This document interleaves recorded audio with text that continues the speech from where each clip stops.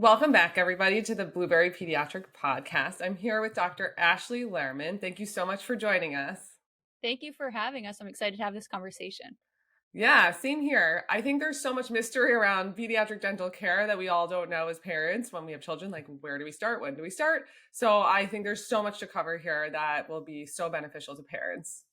Definitely. I think that's a good point, too, because cavities are kids' number one disease. And I don't think it's a coincidence that we're left in the dark often. So I love making that a little clearer for parents, too. Yeah, absolutely. All right, so let's start from the beginning. What inspired you to go into pediatric dentistry? So both of my parents are dentists, however, general and gum specialist. I love working with kids. I think they're fun. I love the psychology, the behavior aspect, and I love working with parents. So being able to start from a clean slate of health and being able to prevent cavities is what I love to do. Sounds awesome. And what do you find now that you're in it is the most rewarding part? I think being able to change the psychology around people being like hating to go to the dentist and having kids get excited for their appointments. I think there's a lot to be said about the script around it, the narrative, and having a welcoming, warm environment, and starting with, again, that clean slate of health. Yeah, I'd love to dig into that because it all starts from the beginning. And I think there's a lot of nerves around taking your kids into the dentist, either because us as adults have had like horrible experiences or just the fear is there because it's like someone digging in your mouth. So tell me some things that you do to help calm down parents and the kids. I should have said kids, but it's really, I don't know, maybe I'm projecting. Maybe it's the parents that we need to be talking to as well. How do you go about that? I do think it's a really good point. I think talking to parents about their kids' visit is just as important because we project our fears onto our kids and they could pick up on it. So, for a first visit, I love to talk to parents about having a script, watching a YouTube video before, reading a book about what to expect. Going to a dentist office, it's a lot of sensory stimulation, new sounds, smells, someone in your mouth, which most people don't like. So just preparing people for that, I think, is really helpful. Using kid-friendly terms. We see a lot of parents say, "Oh, if you misbehave, they're going to give you the shot. They're going to take your Mm. teeth out." And we want to make sure that we're all on the same page and the same team, that the dentist is friendly and warm and there for the health of your teeth. So being on the same page with that is really important.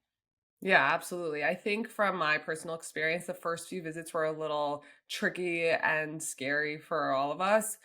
Everyone experiences it differently. Some people it's totally fine. But I think once we had the routine and that the dentist's name was like a household name to us, where it was like, we have these instructions, we're going to follow them. And then they would get excited to go back and get those positive rewards. Like, I'm sure, like handing out like toys is one of the strategies you use. Of course, definitely. And I think something that's really important for parents to know is we don't expect your child to be perfect or even well behaved at the first visit or any visit, really. We're prepared for any type of emotion. We see crying all the time. We want to make them comfortable. And as pediatric dentists, we're very, very amenable to that. And parents get stressed about it, they get upset at their child.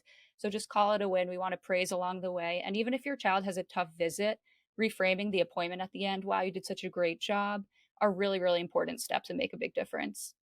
Yeah, so true. I find that it's also fast. Like you're in and you're out. You do what needs to be done and nothing more, and then it's over.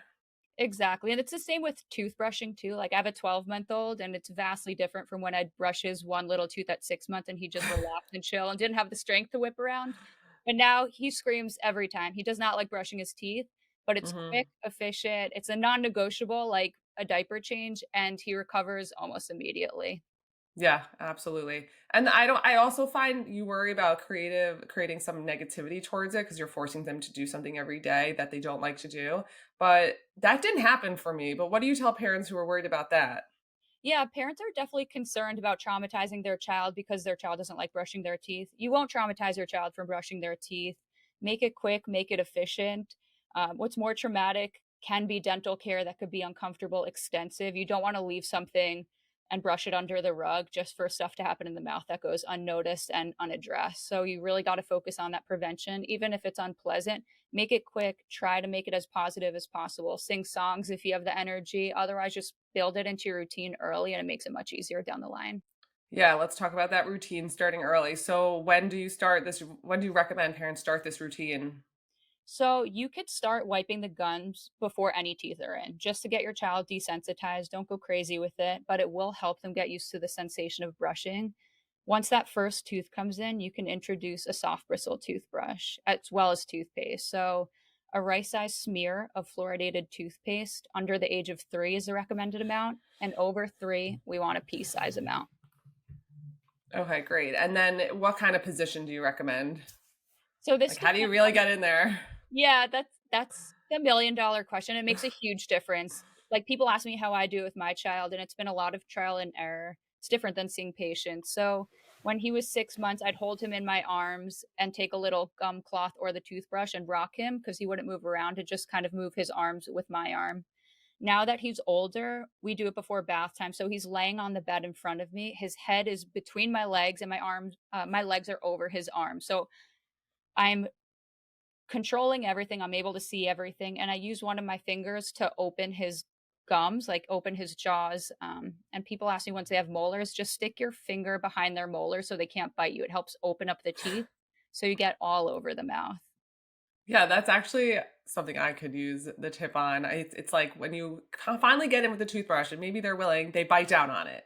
So Yes. what, you just stick your finger in like And try far to far keep. enough? Exactly. Behind the gum pads helps open it up. And I don't think I've ever brushed my son's teeth in the bathroom. People ask me this as well. I keep a Mm. toothbrush by his changing pad or next to the bed or by the bathtub because having a backboard helps control their head and back a little more. So it gives you a little more control, less movement from them. Oh, that's brilliant. I never thought about that. I also Well, I would put him on. I have a 2-year-old. I have 7 and 5, so we've been through it, and thank God their teeth are fine. So we did something right. But the 2-year-old right now, we're like really going through the phases of what she'll allow, what she won't allow. But she actually got used to like being pinned down, where she would ask to go lay on the bed and get pinned down because it was like part of our routine, and we made it fun for a short amount of time, and then we moved on. But yeah. it worked. It worked. I love it. No, it's spot on. It does work and it's efficient, like I said. If I'm holding him in one arm in the bathroom with a toothbrush in the other, everyone's frustrated. We're not brushing well, and it just ends up being inefficient. Yep. Okay. What about toothbrushes and toothpaste? Are there things that you recommend? I see all these electric ones. I see the different kinds of toothpaste that we should talk about, like other things actually, which I'll get to in a minute. Yeah, absolutely. So in terms of a toothbrush, like I said, soft bristle, because if it's too hard, you could damage the gums and the outer layer of the tooth. Usually for kids, I like a small head because it lets you get in and around the mouth a little easier. In terms of electric versus manual, really whatever your child lets you do, you could introduce the electric as soon as you want. Some people say around age 3, that's when they tolerate it. But again, it's going to be a sensory experience for them. So as soon as they're comfortable and allow it, it's good. It helps clean the gums well. Okay, so it's better than the soft bristle once it's tolerated. Yeah, it does tend to clean the Okay. gums a bit better. All right, great. And then toothpaste, what do you recommend? So toothpaste, we get a lot of questions on this as well. Both AAP and AAPD recommend fluoridated toothpaste as soon as that first tooth erupts into the mouth. So, like I said before, rice size amount under age 3, pea size amount over age 3. Training toothpaste is really just to get your child used to any different texture or flavor. It doesn't necessarily help the teeth in any way. Okay, so fluoridated toothpaste, even if there's fluoride in the water.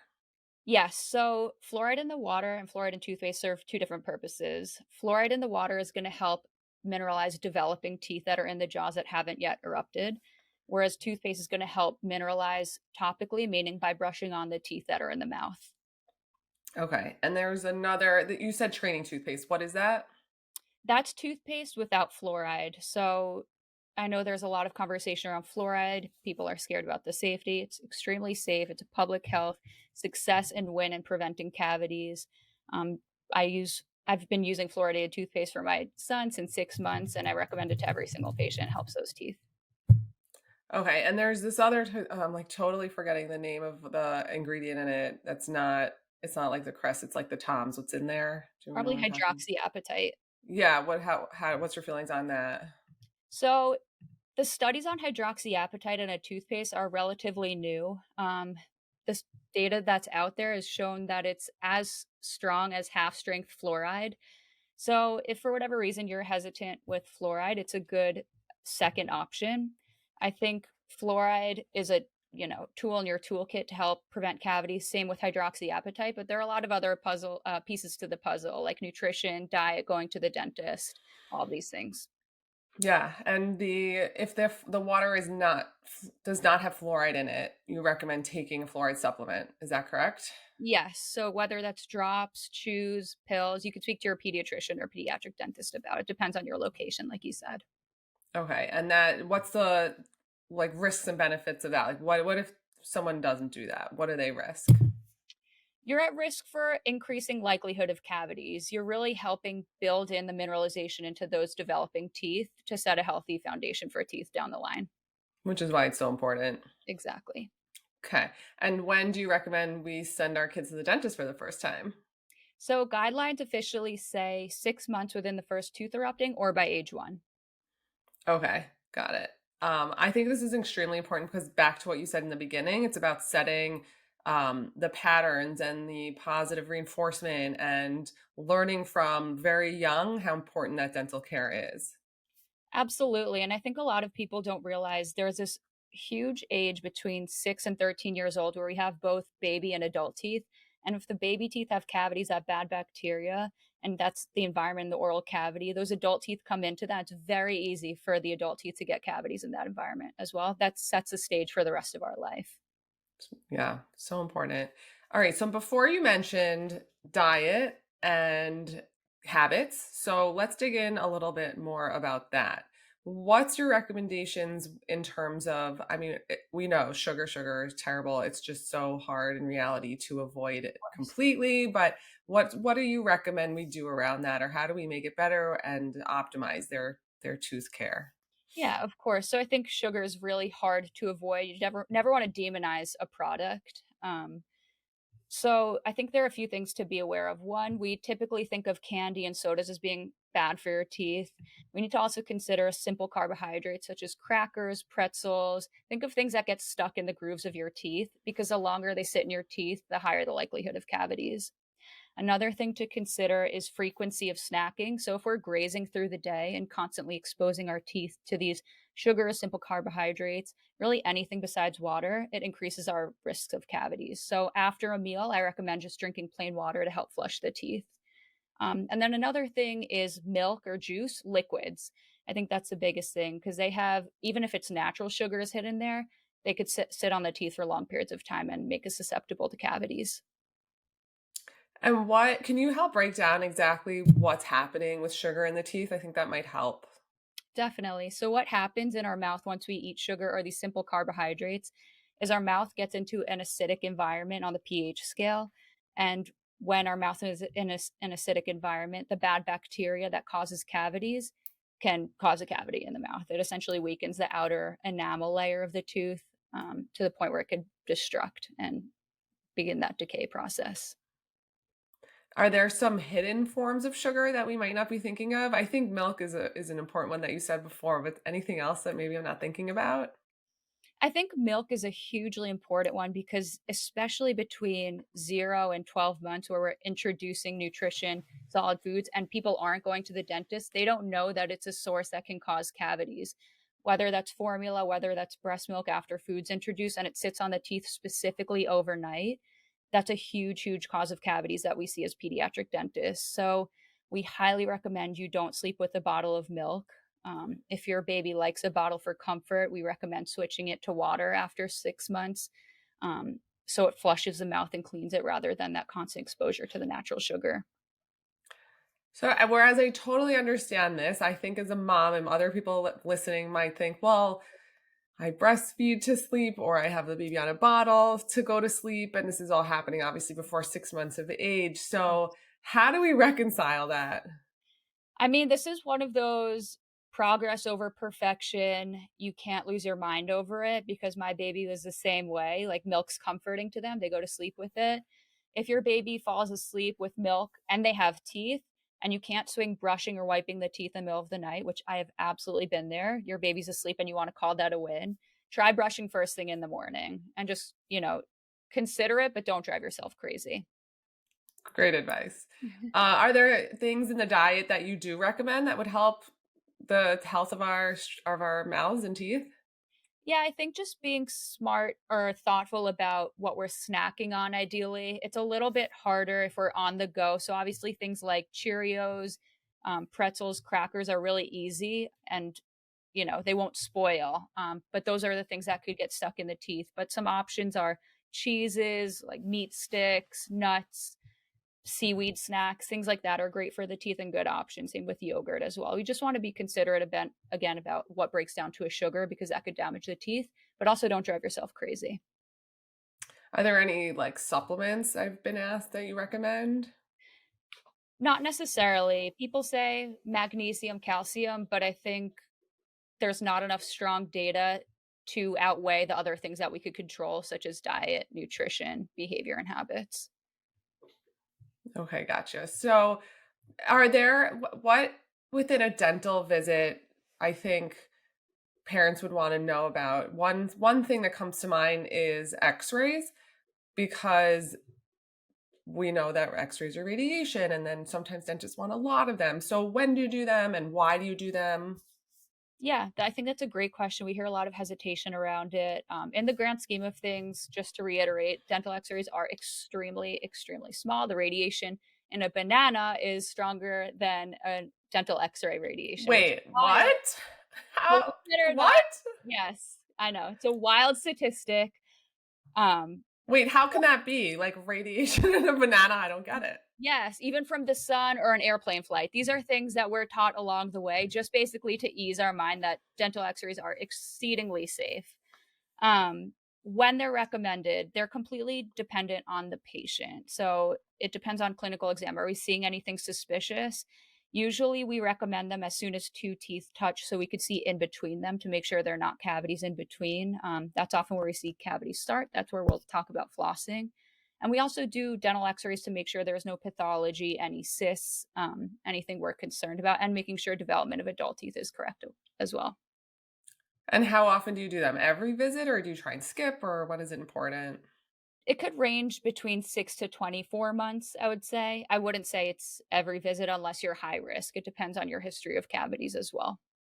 Okay. And so does that help you also not just with cavities, but the placement and kind of knowing about braces? Definitely. There's a special type of x-ray called a panoramic. It's a growth and development x-ray. Again, it tells you the alignment of the adult teeth, if there's any pathology, and planning ahead for the, like you said, braces or orthodontic component of alignment for adult teeth. Oh, so interesting. Is there a lot of radiation in that panoramic? To me, sounds like they're going around. It is going around. It's still very, I very mean, I've had it done to my son, so I know it goes around, but yeah, like that's what it stands for, right? of course. No, that's exactly right. It goes Okay. around, but they're also not done as often because there's really no need. Usually for braces and for wisdom tooth placement, or if we're looking for extractions, there's several other indications. Okay. So it's always risk versus benefit. Sounds like it's being done seldomly so that the benefit is very high in terms of planning for future and the current state of the health of the teeth. Exactly. Great. And do you partner with orthodontics? Like, how does that field of dentistry work together? Yeah, so pediatric dentists often work hand in hand with orthodontists because when we're sending a child to the orthodontist, they usually have a mix of baby and adult teeth. So we want to plan ahead. So if there are any issues with the adult teeth, we are preemptive about it. Usually the first referral is around age 7, though there are exceptions and maybe some habit behaviors that we're addressing, like thumb sucking and extended pacifier use habit that we may work hand in hand with them with. Okay, so thinking of speaking of orthodontics, um, with thumb sucking, well, we're going back to the little kids now, away from braces. What do you recommend around that? Again, just like the s- the compromise we make with feeding at night to fall asleep and trying to avoid that or provide them with water before bed. The thumb sucking is a big emotional clutch when they're little. What do you recommend around that? Definitely. So we call it non-nutritive sucking with the pacifier and thumb or any digit or even like a little blanket. We see it all the time. Generally, we want to start weaning around 6 months to nighttime if we're doing pacifier and then slowly wean off. Pacifier is a little bit easier because it's external thumbs obviously connected. The goal would be to remove the habit by age 3 completely. A lot of times it's a mutual decision between the parent and the child for when the child's ready. So just constant reminders, positive reinforcement. We find that sticker charts really work, especially as they're older. They could see we get a sticker for not sucking our thumb today, and they work towards a prize, similar to like a potty training approach. Hmm. Those kinds of things can be helpful. But again, at the end of the day, your child will likely grow out of it. And just gentle reminders, I think, help.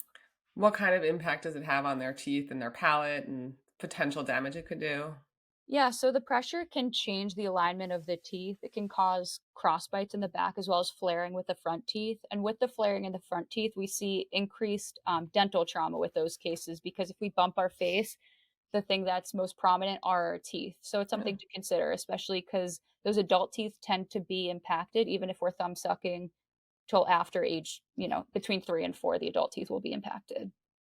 Right. So that's why, before what age would it not have an impact? Ideally, age 3, we're trying to wean. 18 months, they've even found studies that have had long-lasting impacts, but again, I don't want parents to drive themselves crazy because sometimes it's a little out of our hands and it's a soothing mechanism for kids. Right.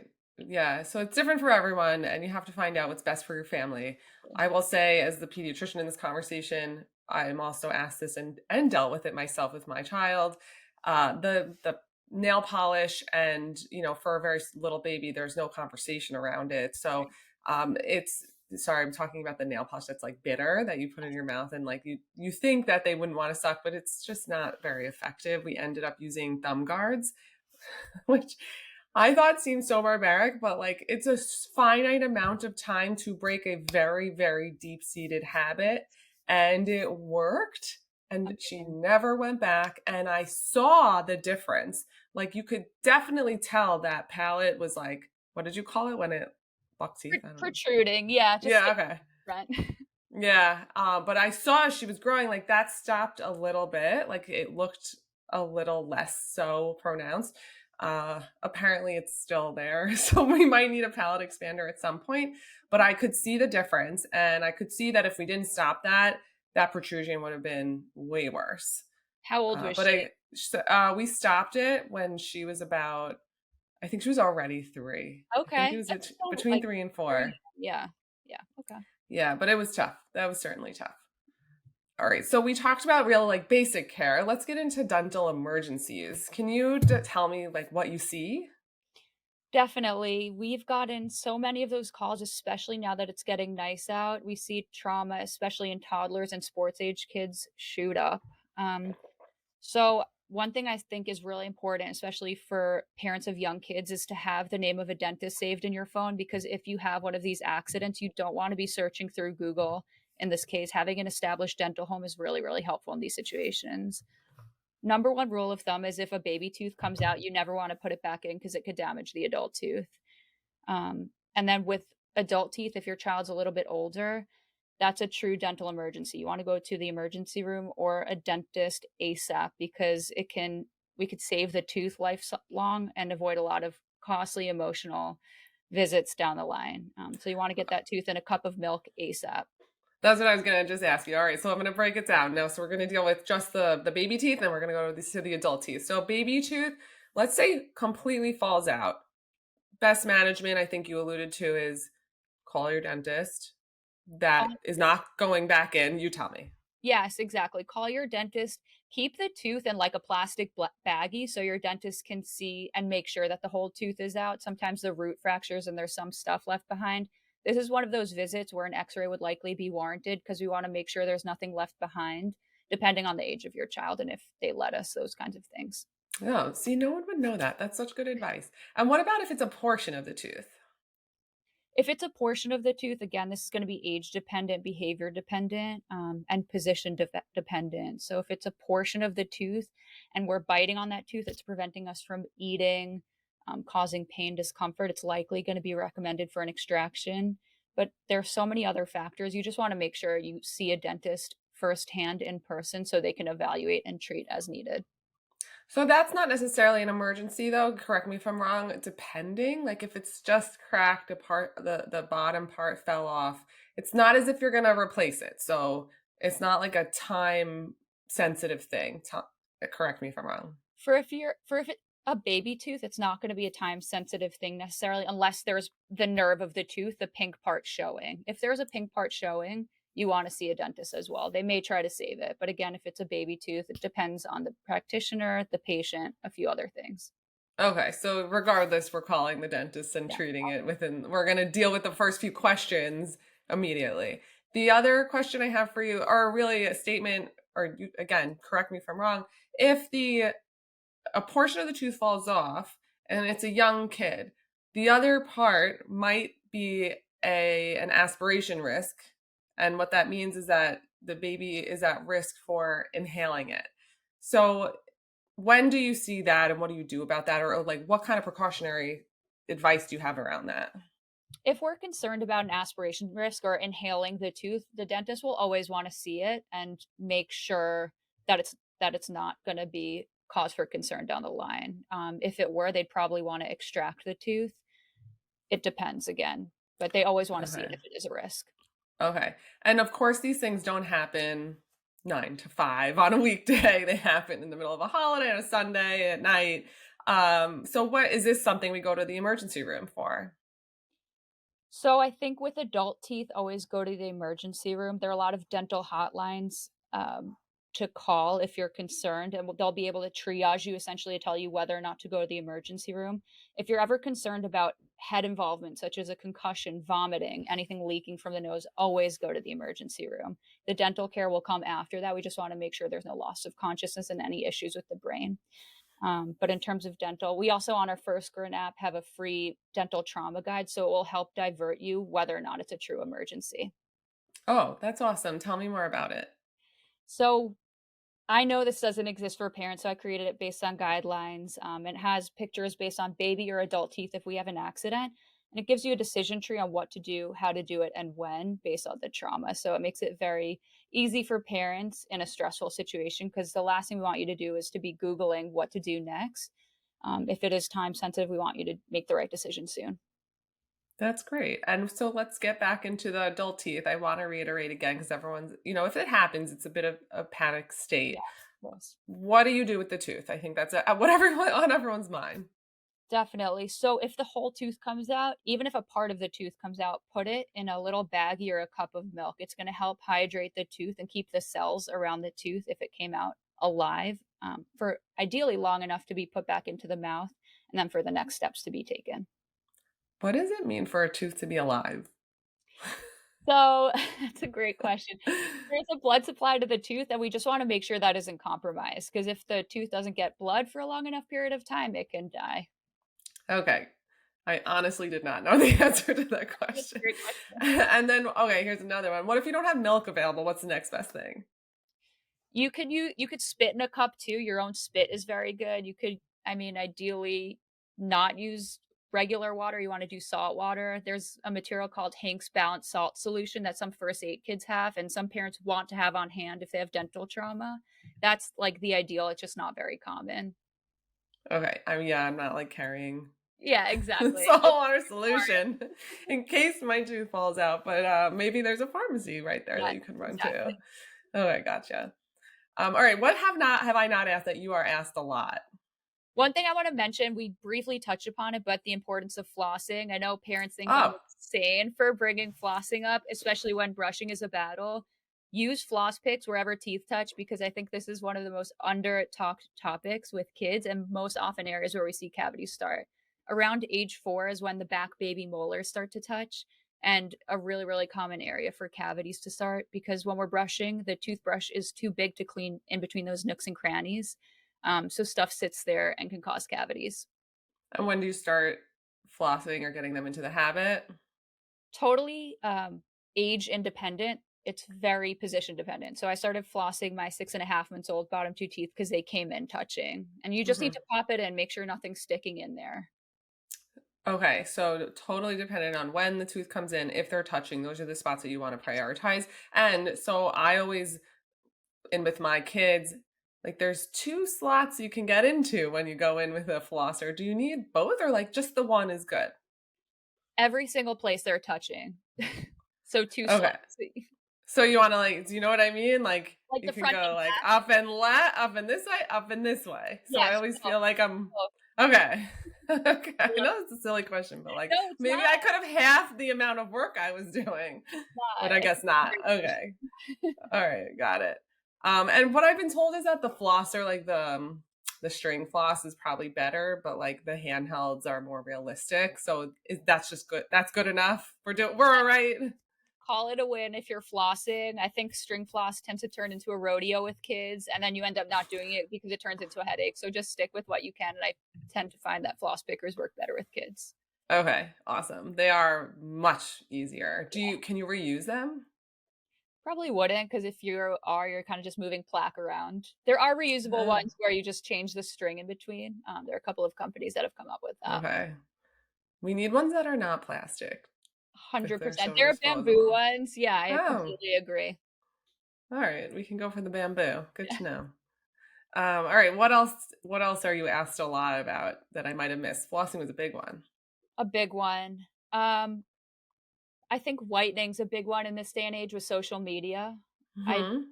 it's a hard conversation. Baby teeth are naturally whiter than adult teeth, so when we start getting those adult teeth come in, they naturally look yellower next to it. It's almost like an optical illusion. I wanna always reassure parents that that is so normal. Once the baby teeth are lost, everything looks uniform and, a lot of parents are relieved with that. Usually aesthetics, whitening comes down the line once we're out of the baby tooth phase. Okay. That totally rings true to my life, just by the way, with a almost 8-year-old, and I'm like, "Why are they so yellow? You're not brushing enough. That's gross," but I think it's a natural color.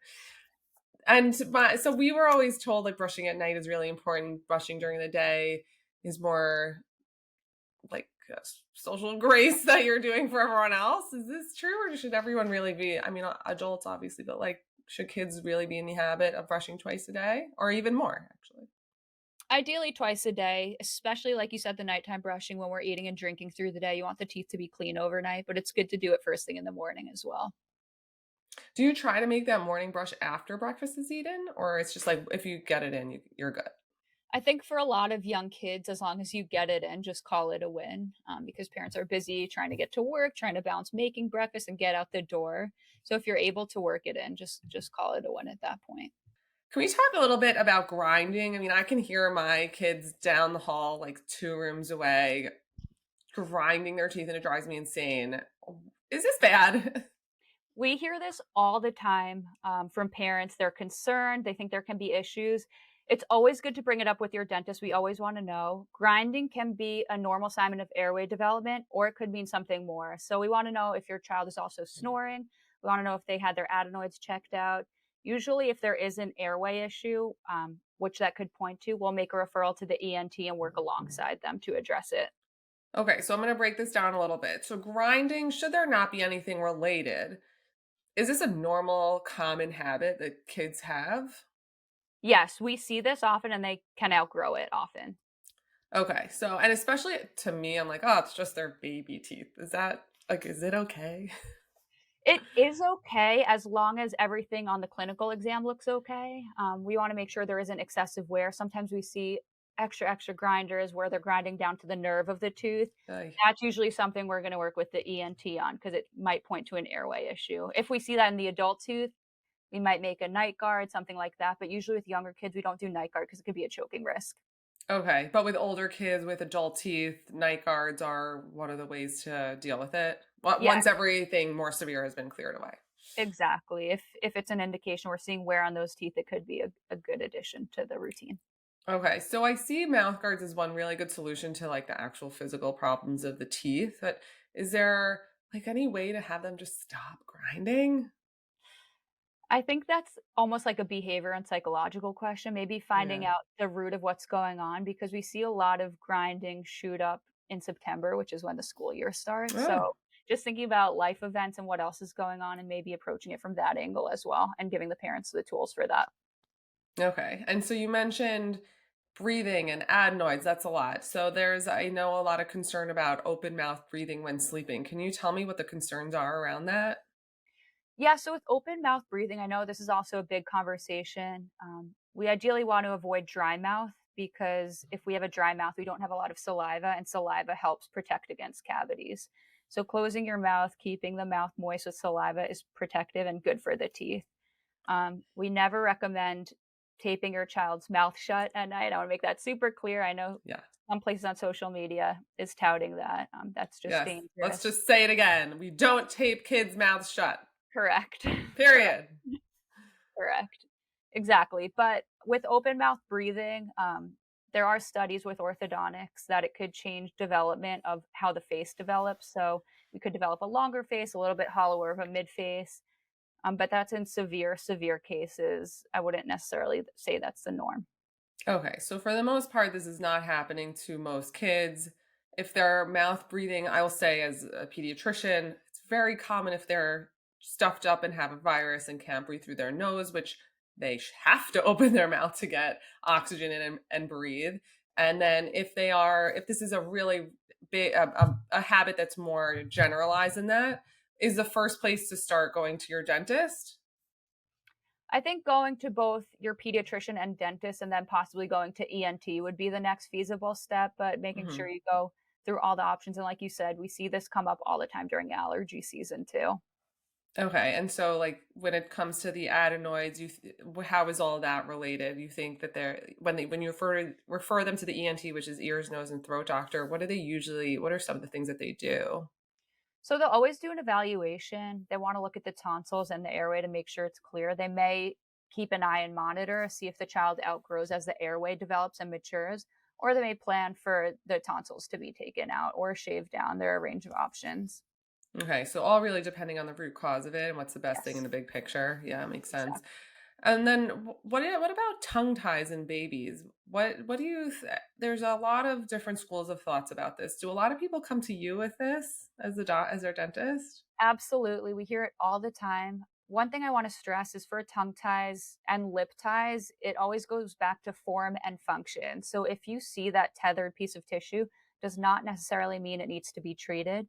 If you're having issues with lactation, if you're having issues flipping the lip and brushing the teeth for a lip tie specifically, those are conversations we want to be having. But make sure to air out all of your concerns with the pediatric dentist, with your pediatrician, with your lactation consultant, so we can cover it from an interdisciplinary route rather than just willy-nilly treat things.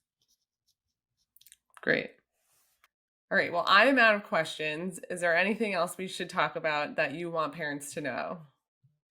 I think that's really it. Like I said, the Firstgrin app is free. It's all evidence-based and it's to answer these questions that often don't get discussed enough. It's a great resource. It has that digital trauma guide. So if you ever find, hopefully this doesn't happen, but your child is in a bind and accidentally bumps their teeth, it'll tell you what to do, how to do it, and to find a dentist near you based on location. So I think it could be a great resource. Awesome. Thank you. How can everybody find you? In app stores, I assume, social media as well? Yes. So App Store, just called Firstgrin. Our social handle is at Firstgrin as well on Instagram, TikTok, Facebook, all the things. Okay. It was so nice speaking with you. Thank you so much for coming. Thank you so much for having me. Great questions. Thanks. We'll talk to you soon. Thank you.